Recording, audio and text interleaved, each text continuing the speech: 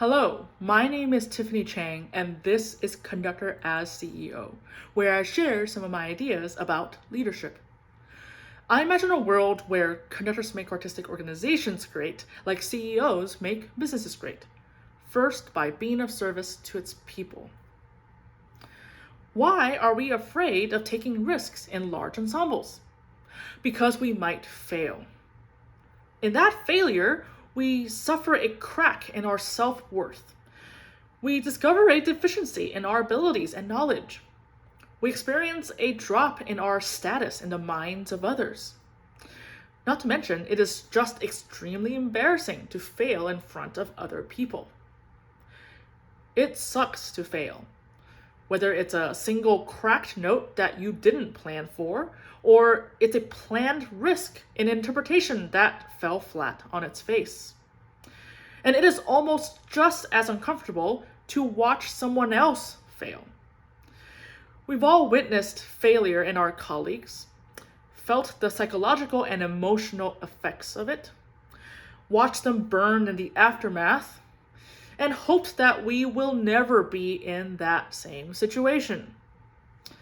We are in fear of what others may think and what the conductor may say. In a large ensemble context, these experiences magnify our fear of failure, and we'd rather not take the risks at all.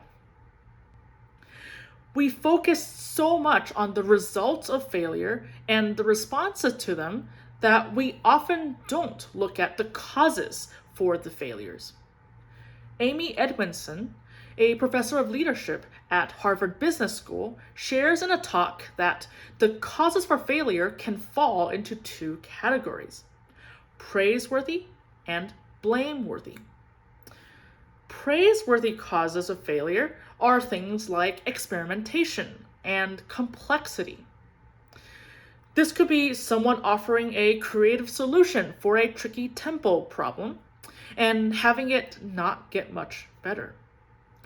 Or a woodwind trio trying to have a different person lead in a challenging ensemble section and having it actually become worse. On the other hand, blameworthy causes for failure are things like incompetence and inattention. This could be a lack of preparation, causing the rehearsal to come to a dead stop, missing an entrance because they're distracted by a text message on a phone that's on the music stand, or missing a rehearsal due to oversleeping. Now, what's interesting is to consider, one, what percentage of failures are caused by blameworthy acts? And two, what percentage of failures are treated as caused by blameworthy acts? The difference between those two percentages often can be revealing for us. We often don't think about treating failures differently depending on whether they are praiseworthy or blameworthy. Sometimes we simply don't have the time or bandwidth. Due to the limitation of rehearsal time, we are in a hurry to get to perfection, or rather just to a deliverable product to show publicly. And every failure or mistake is a roadblock. It's a roadblock that slows us down and must be eliminated, even if using blame.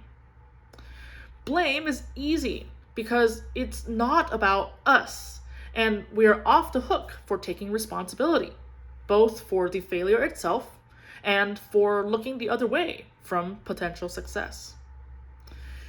That tempo trick didn't work. Their fault for wasting our time. Let's go back to the original way. Maybe if we just keep trying it that way, it will get better. What we may not realize is that we would have needed just one little tweak to that trick to make it actually work. The way the failure was treated as blameworthy actually prevented real progress. It also promotes an environment where sharing possible solutions and trying new things are highly risky, and where failure always results in a blame game. There's a lot of fear and stress that don't allow us to do even our best work let alone the possibility of even better work. We don't feel safe to contribute, and the group and the artistic product are what suffer. Separating how we treat praiseworthy and blameworthy causes for failure may be one way to help us feel safer in doing our creative work.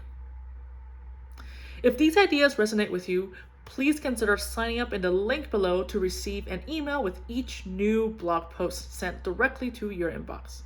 Thank you and have a great day.